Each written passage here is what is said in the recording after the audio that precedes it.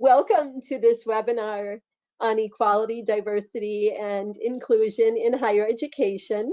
I am Audrey Falk, and I'm a professor and director of the master's program in community engagement at Merrimack College in Massachusetts in the United States of America. The webinar has been developed in partnership with the International Higher Education Teaching and Learning Association and Emerald Publishing. To find out more about these organizations, please look out for a follow-up email after the events with links to their websites for additional resources and information. A few housekeeping and practical points before we start. All delegates are muted, so if you have any questions, which we do encourage, then please use the chat box on the panel to the right-hand side of your screen. We will try and address all questions during the session. If you have a question for a specific panelist, then please be sure to flag that in the question box. The content of today's session focuses on equality, diversity, and inclusion, which have been on the higher education agenda for many years, but more recently, the Black Lives Matter movement and, to some extent, the COVID-19 pandemic have brought its importance into sharper focus. Leading EDI efforts on college campuses is vital work, but also challenging. I am joined today by 4 panelists to explore how higher education institutions around the world value equality, diversity, and inclusion, and are taking active steps to provide an inclusive environment for students, staff, and visitors, irrespective of their age, disability, gender reassignment, marriage or civil partnership, pregnancy or maternity, race, religion or belief or non-belief, sex, and sexual orientation. Our panelists are Professor Mandla Stanley Makhanya, Principal and Vice-Chancellor at the University of South Africa from 2011 through 2020. Dr. Stephanie McKendry, Head of Access, Equality and Inclusion Student Experience, University of Strathclyde, Glasgow, Scotland. Dr. Madasu Bhaskara Rao, Associate Professor in Human Resource Management and Organizational Behavior at the ICFAI Business School in India, and Ms. Amanda Strong, Director, Asset Management for the Massachusetts Institute of Technology Investment Management Company in Massachusetts in the United States. We will start by asking each of our esteemed panelists to share their opinions and experiences with equity, diversity, and inclusion in the context of higher education, how they came to be involved in EDI, and why it is so important to them. In addition, we'd love for you to share a bit about the EDI initiatives and activities that have been taking place at your institutions. And we will begin with Professor Makhanya. No, thank you so much. Maybe just quickly to say that I'm coming into this discussion, having been part and parcel of higher leadership at the University of South Africa and retired, of course, at the end of 2020. When I came into this position, an interesting thing actually crossed my mind was that there is this general, drift among faculty and students, that they basically see themselves as operating on the margins at universities. And then the pressing need from my side and agenda was to drive that notion of saying that I want to build a platform within the institution where everybody, I mean across the board, will feel that they are part and parcel of that which was unfolding within the institution. And I likened what I was actually going to be taking charge of as a mosaic, with an understanding that a mosaic has these different parts of a picture that are fairly interesting in terms of their beauty, which then in an immediate sense translate into an art form.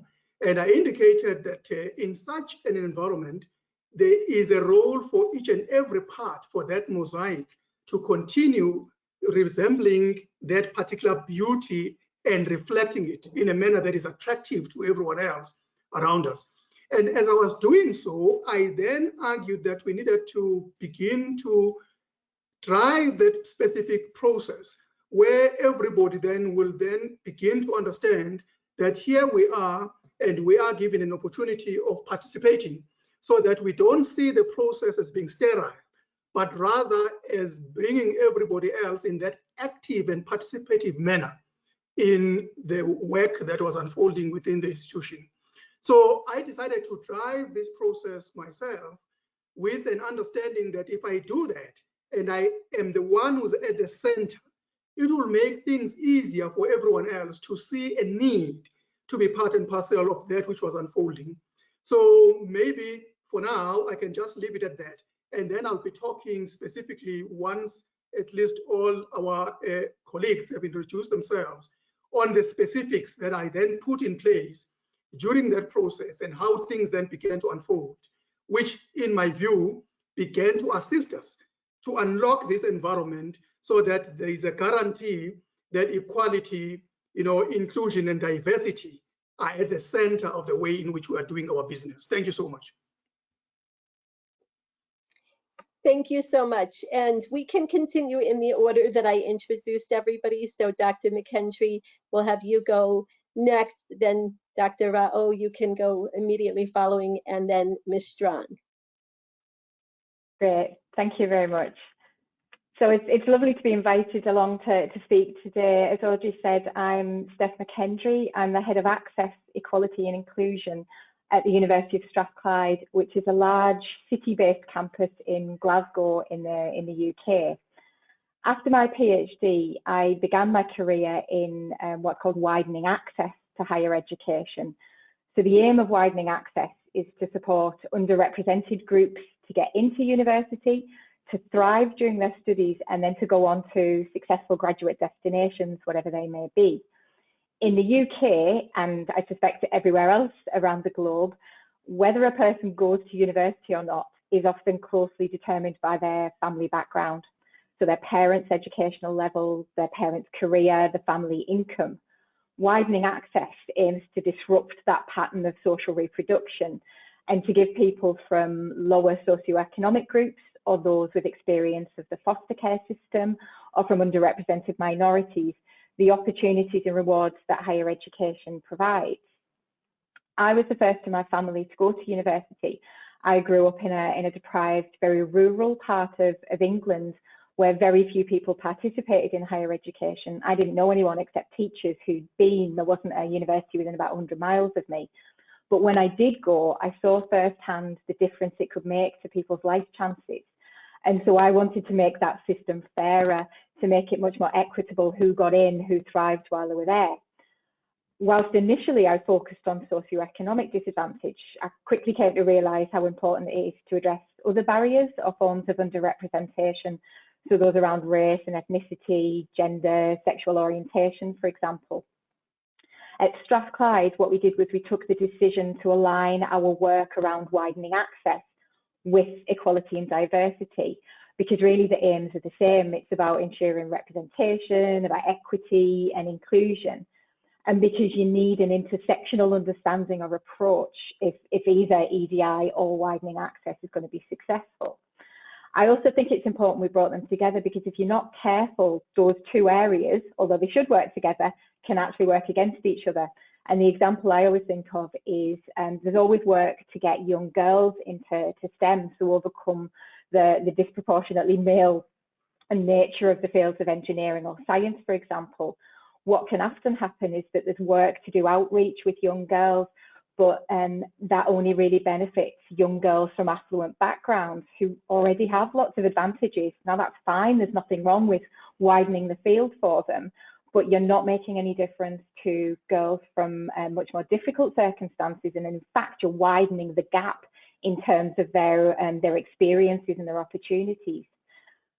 So at Strathclyde, we've made real progress around widening access in particular, and more latterly around EDI, but there's still lots that we've got to do. So my focus in particular has been around race equality and tackling gender-based violence.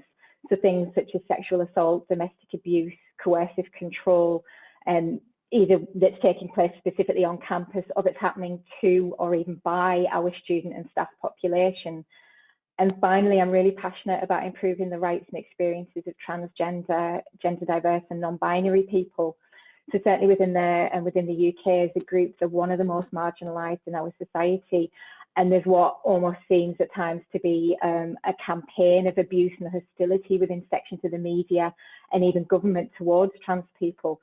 That's having a tangible and negative effect on their lives on a daily basis. And so we're doing a lot of work to see what we can do to better support them and improve their experiences within higher education. So I'll stop there. Thank you. Thank you.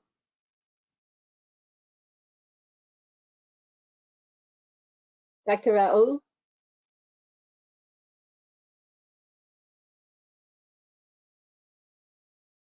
Yeah, hi everyone.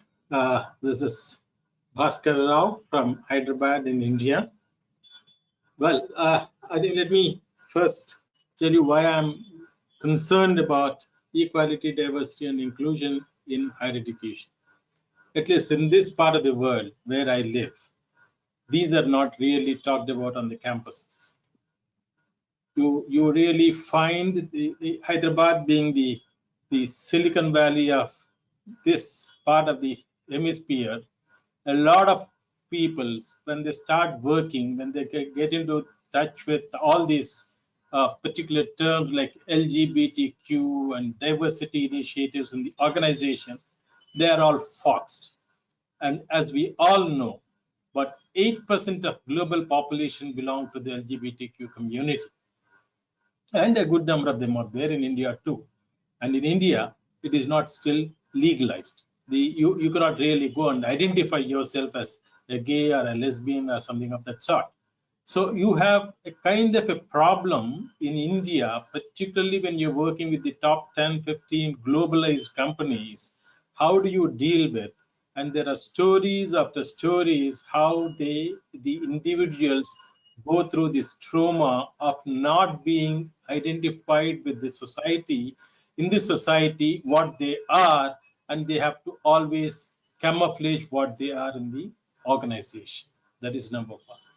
Number two, for right or wrong reasons, the global development in the last 2 to 3 years, post-pandemic, it has been really horrible. It has been accelerated, and the current war-like situation in different parts of the world actually have been creating more of exclusive zones, and inclusivity has become a casualty. Number two. Number three, in this part of the world, at least in the Asian countries, we have seen that women do not get justice. Women continue to suffer. There is domestic violence, there is violence outside their home. So in effect, women do not feel safe even at home.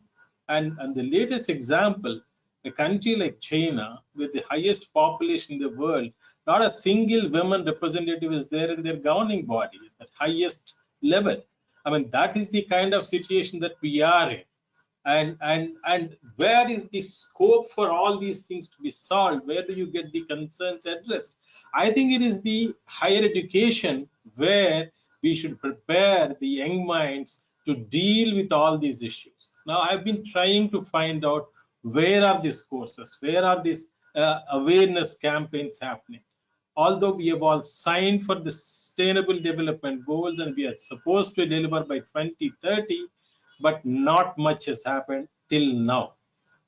Not a single university has actually developed courses which can be offered at the higher education level as optionals, which will create awareness among the youth on equality, diversity, and inclusion.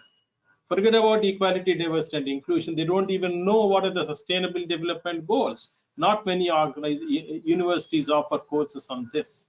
Number one problem to be handled right now for the higher education space. Number two, although the governments in many of the countries talk about equality, diversity, and inclusion, paradoxically, most of the actions are contrary to what they are talking. Unfortunately, the governments, whatever they are doing, they are more of exclusion. I mean, just to talk about, pandemic actually should have created more equitable society, because a lot of people have gone under the poverty because of the pandemic. But the last 3 years have actually increased the concentration of wealth. Today, about 1% of population almost control 50% of the global wealth, and the remaining 50% only have access to only about 2% wealth. So in so many decades of our talk on the equality, we've actually created inequality. Now, with all that, the diversity today, as a matter of fact, this entire discourse about equality, diversity, and inclusion, to my mind, is promoted by the multinational companies because they see there is a business opportunity for them to the tune of about $1 trillion. Now, but for that, this entire discourse would have not seen the light of the day. So it is time, in my view, that the higher education across the globe should own the responsibility for creating awareness. First thing I think is creating awareness. Then only the solutions will come. I'm sure the youth of this world are capable of finding and coming to solutions, provided you give them the right kind of inputs on that. Therefore, I think at the first level, I would say that it is time that across the globe, all the higher education institutions start offering certificate courses or curriculum courses on these basic issues, so that we create awareness across the entire globe. And in the next round, I'll give you a little more ideas in terms of what we do. Thank you so much.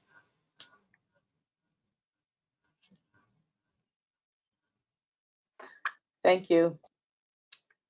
This is so fascinating. I'm Amanda Strong. I kind of wear two hats today. I'm actually on the staff for Massachusetts Institute of Technology as part of the endowment, but I'm also a board member at Babson College. I've been on the board for about 5 years.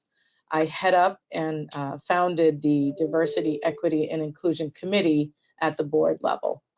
So our work in the United States, I think, is a little bit different of a focus, as many of you know. George Floyd having happened here, and the 400 years of racial inequities that have continued due to slavery are really front of mind in the United States at the moment, hopefully staying front of mind. I feel like they've pivoted away a little bit recently.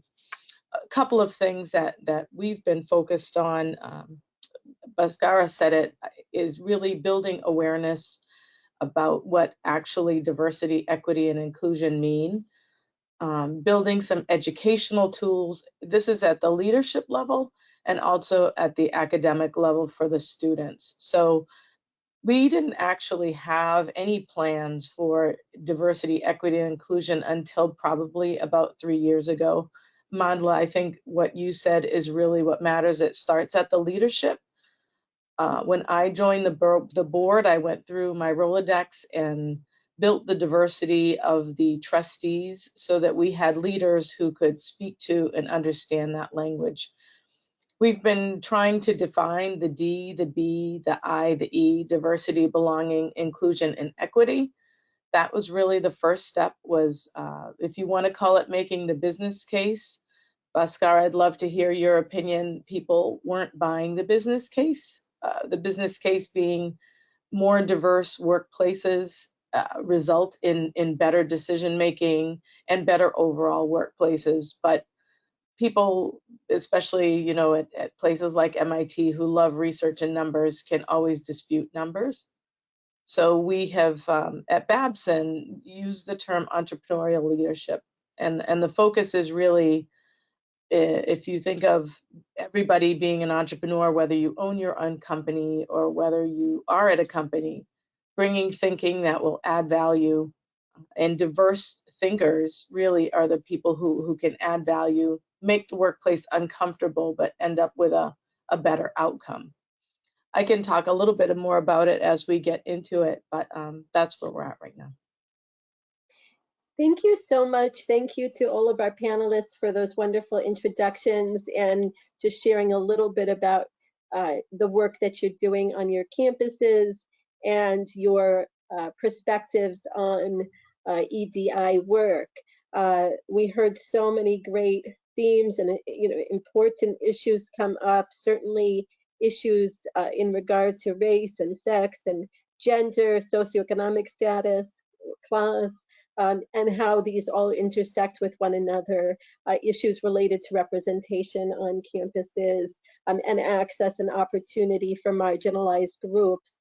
So many important themes, and really interesting to hear how these dynamics play out in very varied countries and cultures. So to continue our discussion, I'd like to give all of you the opportunity to share any concrete initiatives that have occurred on your campuses, on campuses that you are connected with or work with, and what you've seen in terms of successes as well as challenges in implementing those initiatives at your institutions. And Ms. Strong, I'd love to give you the opportunity to start this time. That's great. Thank you so much. I'm really proud of the work that we've done at Babson. The president of the college was in the middle of a strategic planning process, and it was important to make sure that we got it in writing, clearly defined, and he's put metrics and accountability behind it. So he has a president's council of 9 people. Each of those president's council members have to decide what's in their sphere of influence and what they think they can do. So for example, in the admissions office, the admissions officer actually came up with a number and methodologies for increasing the number of students, all from underrepresented groups. We kind of, I'm sure we'll talk about it here in the United States. The Supreme Court is in the middle, I think it's today, of voting for against affirmative action. And we are concerned that this will change how we do it. We're just going to have to be more careful about the language. I think to Stephanie's point, it isn't just about race, obviously, it's about the intersectionality and so many different diverse backgrounds. But race is something that is easily defined in the United States, fairly easily defined at the moment in the United States. In any event, at the school level, we've implemented training programs for the faculty and training programs for the students just to improve the sense of belonging. One of the exercises that we're going through now is we see it almost as a continuum. If you think about on the far left, you have the D, which is sort of price of admission.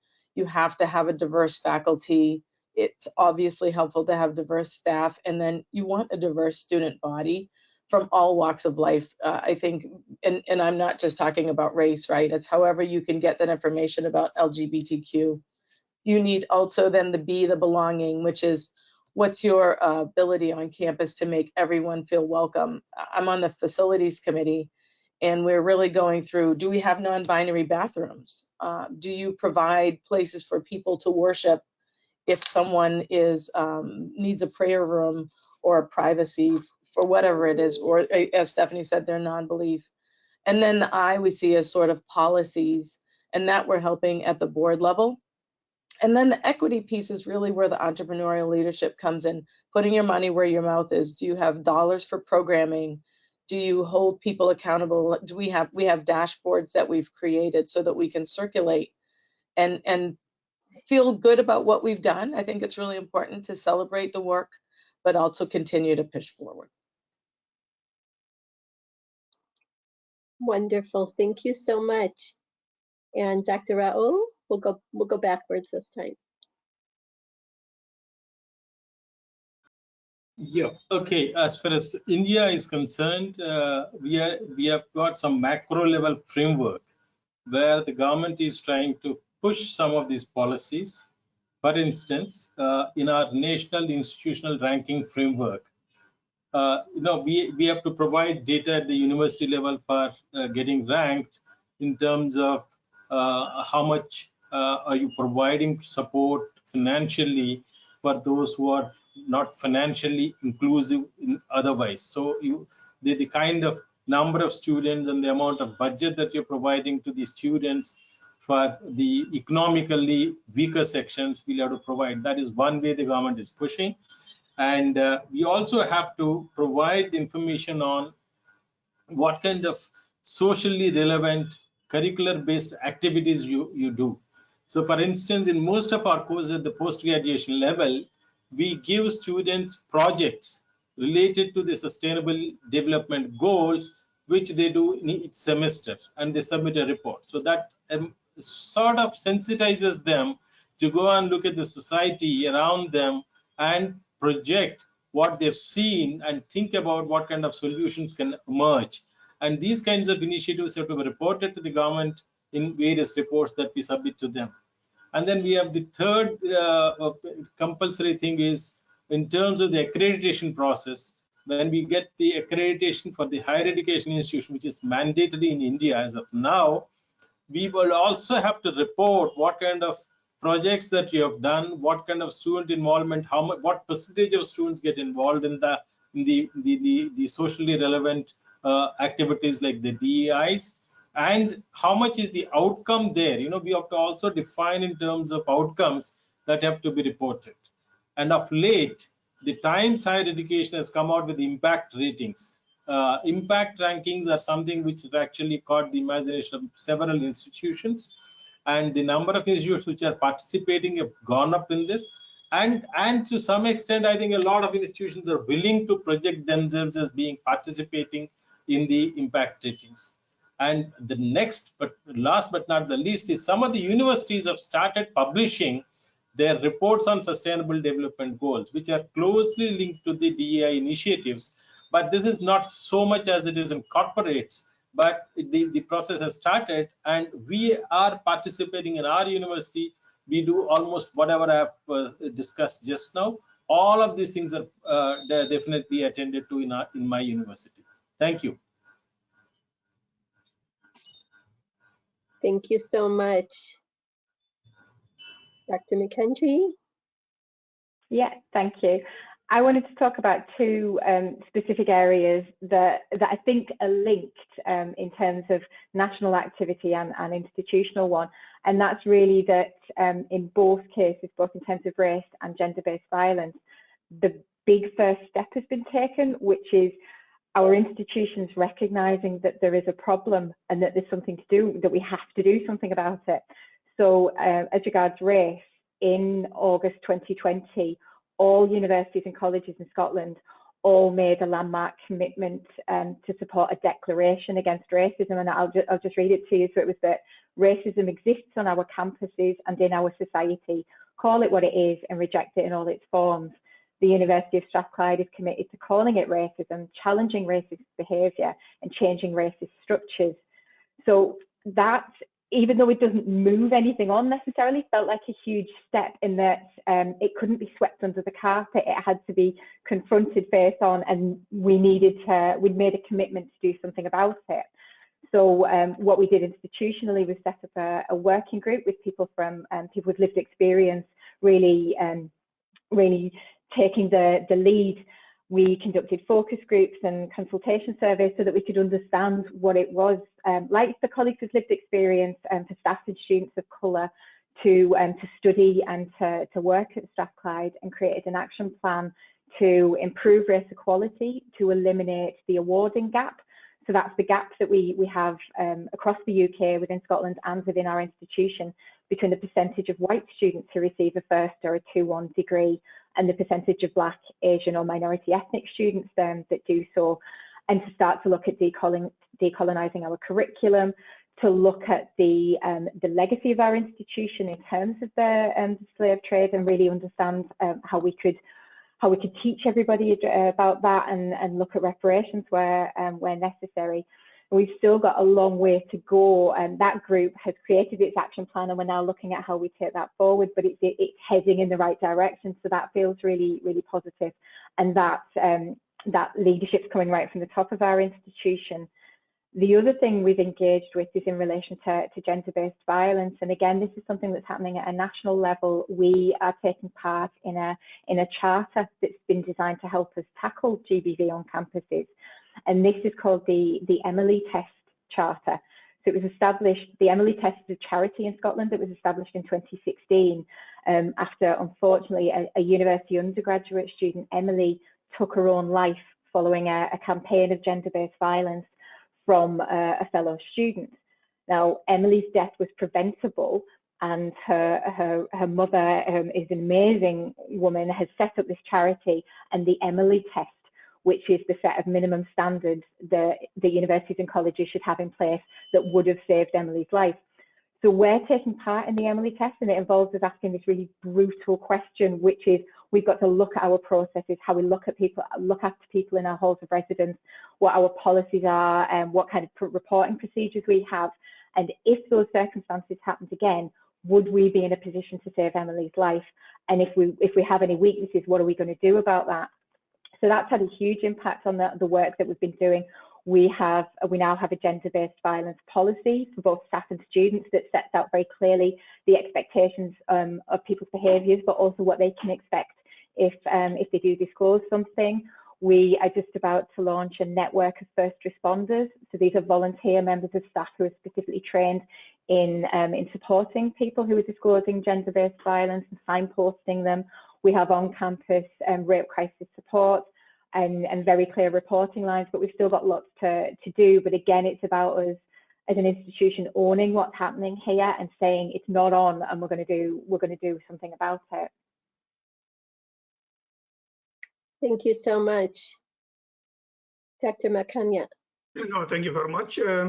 So maybe just to start off to say that what my panelists have just shared, partly also accounts for my own former university. But perhaps just to say very quickly that there are two programs, that I introduced primarily as a result of the backdrop, which in my view was basically anchoring now the work that we're embarking on, which was broadly speaking, transformation. And these two programs was one, Leading Change, and another one was working as a university with one of our major, media entities, Mail and Guardian. And the theme of the work that we're doing there was critical thinking, forum on social, scholarship in that instance, because we were rather social inclusion, because we were looking at ensuring that we can address those issues, but also address issues of anti-racism, and then in a broader scheme of things, talk about rehumanizing higher education. Now, insofar as the Leading Change project, the components that we're looking at was based on just 5 pillars. One, the first was transforming the scholarship. And secondly, it was just Leading Change, where we're looking at changing the culture of the university. And then we're looking at changing the rethinking of our systems within the institution. And then the fourth part was asserting our ethical, transformative, participative, and intellectual leadership. And then finally, we were focusing on consultation and communication, as developing a change discourse. Now, these are very important, areas of focus that we were interested in primarily as a driver of these changes that we had intended, to see within the environment in which we're operating. So just to say briefly on the question of transforming the scholarship, that we're looking at changing the very idea of the university itself, and then looking at the epistemological decolonization, and then looking at curriculum transformation, but also pedagogical change.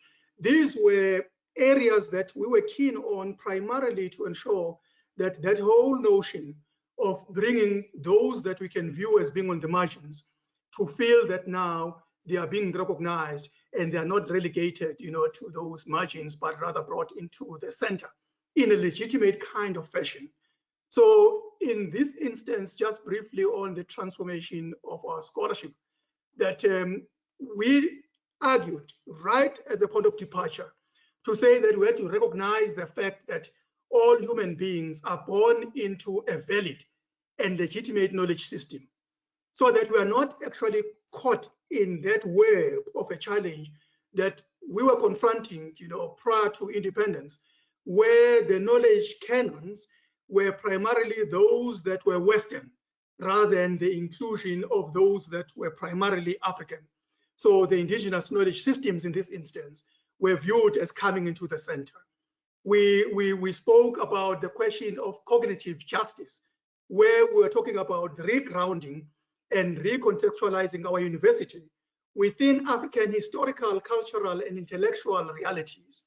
We're talking about looking and reflecting on the university in that African location in terms of space, without losing sight of our own universality.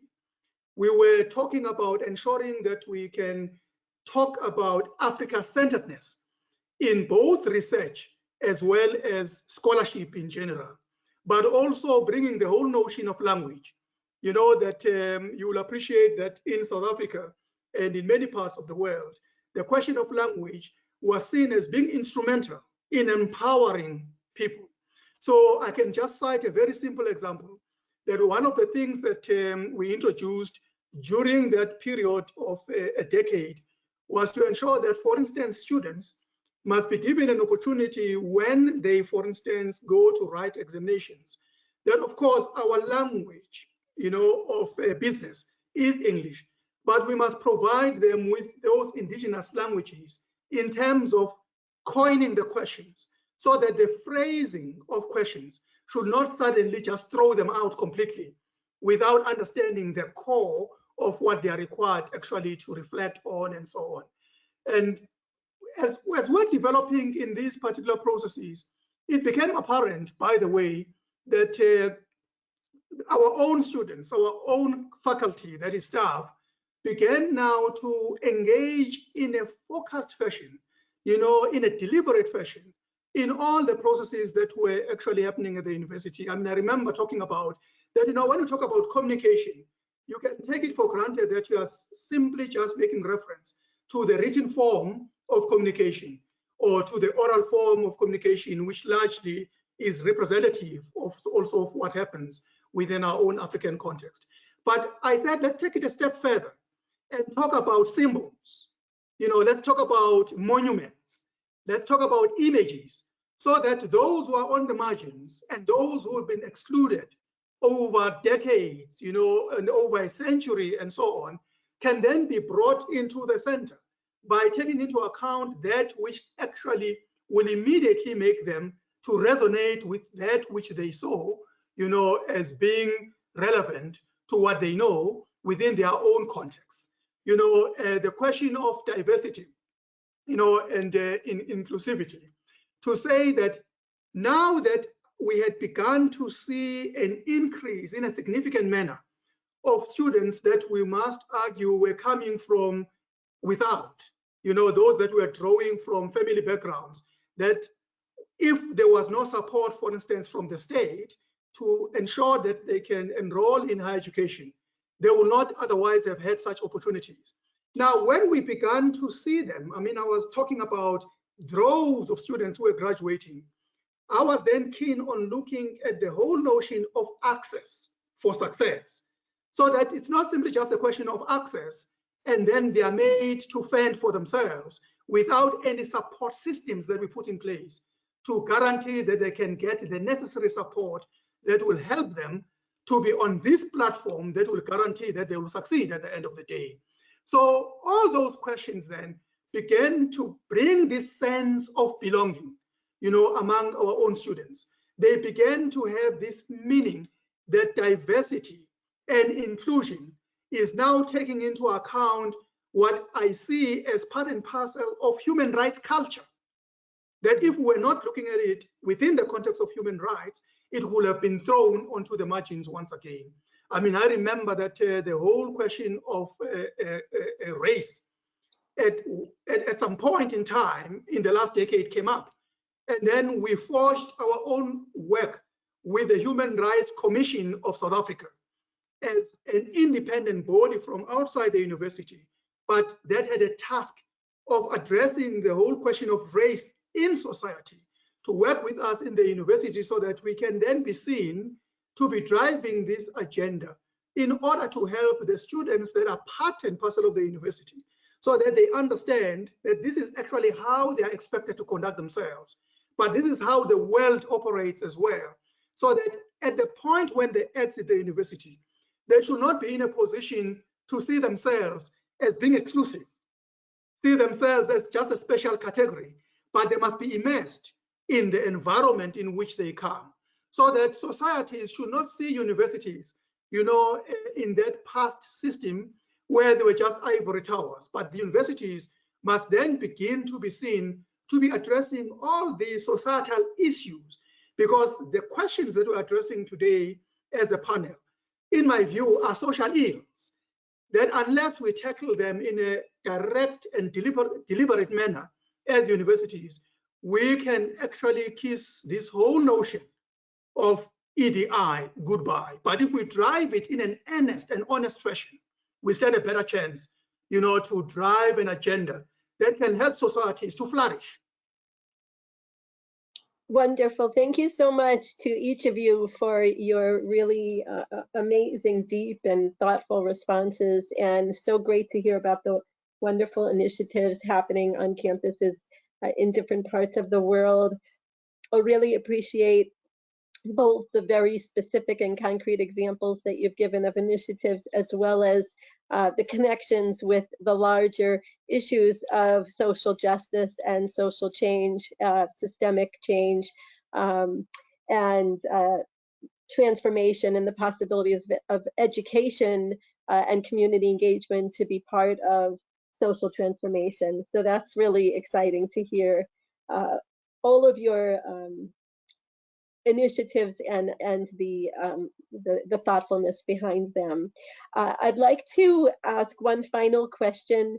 I'm hopeful that we'll be able to give each of you a time to respond very briefly, but we do need to leave a little bit of time at the end for questions from our participants.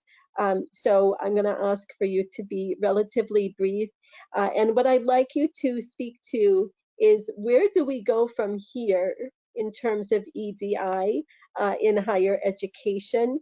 And again, for the benefit of our listeners, no matter what their role on their college campuses, how can they contribute to the EDI movements and initiatives on their campuses? And we'll switch up the order a little bit and have Dr. Makhanya speak. Thank you. I suppose in terms of where we go next, I think it's about, as Mandla was saying, it's about making it everybody's job to do this, and particularly not leaving it to those with lived experience to champion the cause. It's about allyship and it being everybody within our higher education institutions' role to lead on EDI. I think sometimes, you know, as head of EDI, sometimes get, well, that's for you to do. And yes, it is, but it's for every professor, it's for the board, it's for the cleaners, the security guards to understand the issues, to educate themselves, do the training. And I think as well, there are little things that you can do, things like, you know, for those of us who have our pronouns written today, when it's safe, you know, when you're in a space where it's safe to do that and you feel able to do it, you're sending a message that you understand gender diversity, you know that people's pronouns matter to them. It doesn't hurt me in any way to have those displayed, but I know that I'm saying to people who perhaps are gender diverse, or maybe use pronouns you wouldn't expect, that I understand that and that they're included within our institutions. So I think it's having the very big to the very, very small, and knowing the individual actions you can take.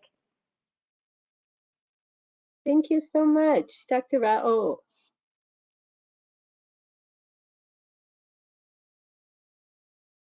Yep. Okay. Great. I think we all agree that education is the central part for social change. And we all know that there are several issues related to the inclusion, equality, and the diversity. let the mantle be taken over by the educational institutions, particularly the higher educational institutions. Let all the professors from the leadership level to the teacher level, everyone own it up. I think the message is to go straight in the college level to the students that he has a role to play in improving the society. For instance, the gender equality, it is estimated that it will take another 200 years to achieve it if we leave it like that. If we leave it like that, another 200 years, we cannot afford to wait. I think the responsibility should lie with the teaching community and the younger generation today, and therefore higher education institutions should definitely play a very, very important role. Now, how do we drive it? I think a lot of collective effort is required from across the institutions and maybe from across the institutions across the globe in terms of creating some courses which have to be made a kind of mandatory courses to be offered at the higher education level, so that people become aware of the kind of issues that they are going to face in future. The reality today is students are studying only for earning an employment or earning a livelihood. Unfortunately, the narrative has changed in the last 20 years thanks to the growth of information technology jobs across the globe. The higher education is considered to be as a ticket for getting a job, but the higher education also has a role and responsibility in the society to create a more equitable, diverse, and inclusive society. And therefore, I would say that education should now take the central role in driving this social change. Thank you. Ms. Strong. Thank you. I just wrote down 4 words: think big and act small. Do the big strategic thinking. I think Bhaskar is right. We can do it at the educational level. We have students. Students are the very important clients of ours, and they're the ones who are really the most forward thinking into the future. But you were asking for people who are watching this what they can do, and I think it starts with your heart. We've been taught that capitalism is important, and I think part of decolonization that we talked about is understanding the human spirit, and these are people. We are people first, and capitalists later. Thank you so much. I love that. And I love all the references to leadership over the course of this hour together as well, and the importance of leadership in moving EDI initiatives forward. Dr. Makhanya? Yes, no, thank you very much. I'll also be very short, just to say that, you know, we are all in this together. So let's all dirty our hands and get immersed in ensuring that EDI is at the center of the work that we do. There is no single person or individual who may hope to be the only one doing it. So all of us, and we have a role rather to play in this instance. I believe that that will lead to human flourishing, you know, in the context of the work that we do as universities. So it will bring a sense for me of belonging. So those that are operating on the margins, those who don't see themselves as having a critical role to play at these universities and in society should basically change their minds and know that they are the ones who should actually be part and parcel of these developments. Thank you. Thank you so much. Wonderful, wonderful sharing from each of you. And I'm thinking too about the leader within each and every one of us and the possibilities that each of us have to make meaningful change in our communities and in society. So thank you all. Now is our opportunity to take questions from you all who are with us today, and you can write your questions in the chat. If you have questions, we have 10 minutes to answer questions, to have more of an informal discussion. Do we have any questions at this time? Audrey, yes, it's Sharon from Emerald. I can see the question box here, and there is one that's directed specifically to Dr. Rao, and it's about the culture, the caste system being engrossed in culture there, and where many inherently believe that some people are born superior to others. So how do we implement ED&I knowledge that challenges these deeply rooted beliefs and to promote human rights? Yeah, wonderful question. I didn't want to get into the those aspects of EDI at the moment because like it's a hot and burning topic in the US, the racism, an equally hot and burning topic in India at the moment are the religion and the caste system. Unfortunately, the society has now been polarized around religion, and that has become a sort of path for gaining the political power, unfortunately so.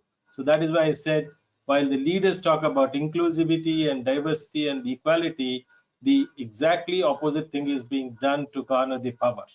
That is number one. Number two, we have a very, very deeply entrenched caste system in this country, in our country. The only way to overcome that, I think, to some extent, along with all this, we should also focus on the meritocracy. If a country like United Kingdom can elect a president with 3% of its population being the Hindu Asians or the Hindu Indians, it is, I would say, probably they have seen some merit in that.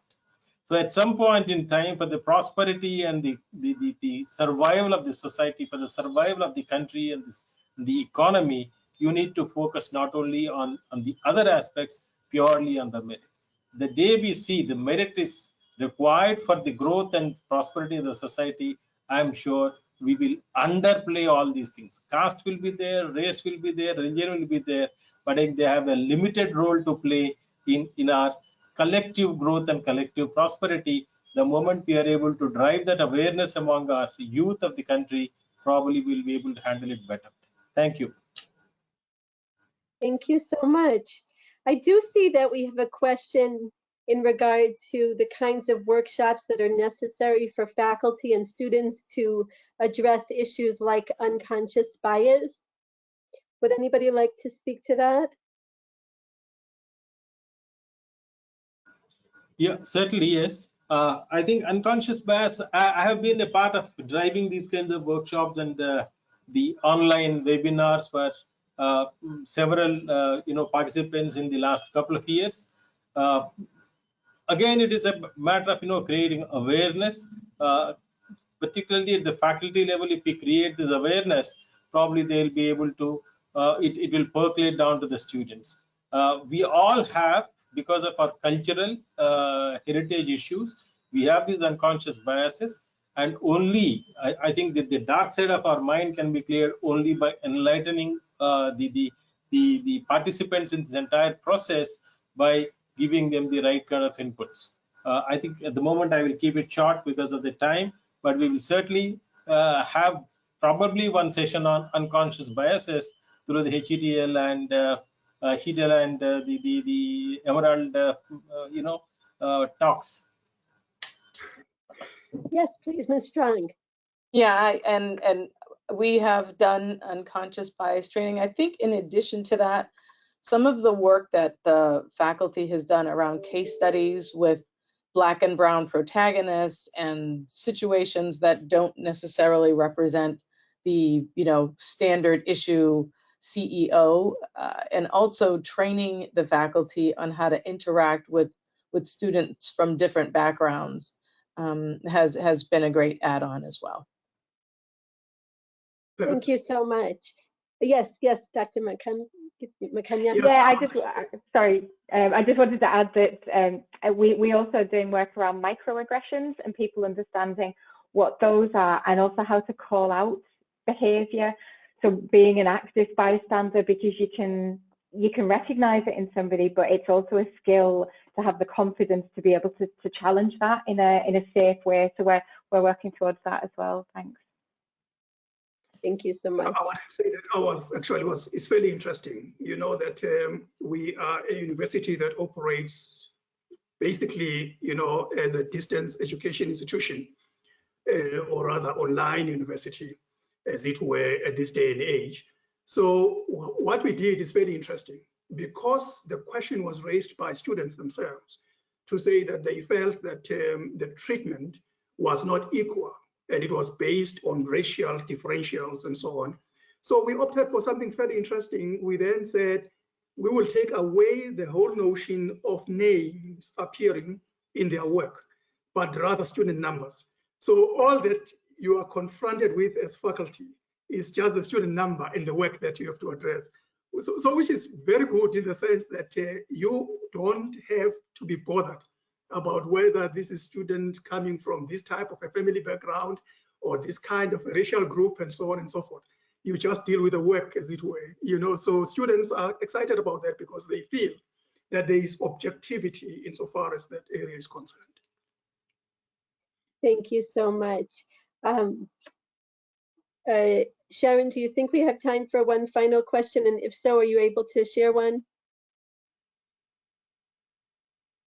Yeah, I think we've got time for a quick question. There was one, I'm just sorry, just bear with me while I scroll through, because there are quite a few questions actually. But there was a question that was around the use of equity versus equality, and some of the speakers have spoke around equality and some have kind of used equity. And do you see them being kind of interlinked or quite distinct things? Thank you so much, Sharon. So would anybody, probably we only have time for one or two responses to this prompt. Would anybody like to speak to kind of equality versus equity and how you think about those two terms and concepts as they play out on your campuses?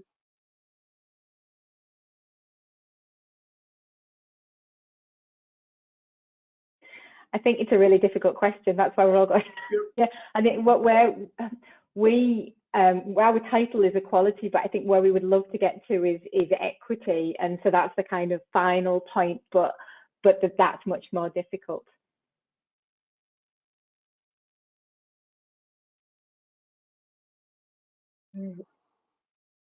Any others?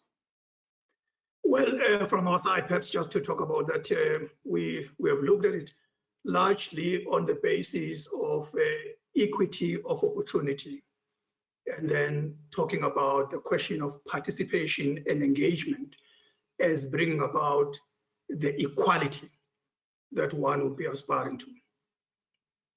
Wonderful. Thank you all. Thank you all our viewers, and thank you our panelists for being part of this really important discussion today. I hope that each of you has come away with some ideas, approaches, strategies, suggestions that you might be able to try on your campuses, and hopefully also a sense of kindred spirits across the globe who really want to move forward in this EDI work. So thank you everyone for a really enriching, informative, and inspirational session. Bye-bye. Thank you so much, and goodbye to the panelists. Thank you. Thank Thank you. That you. was wonderful. I appreciated meeting all of you. Thank you so much. Yeah, same Good here. day, everyone.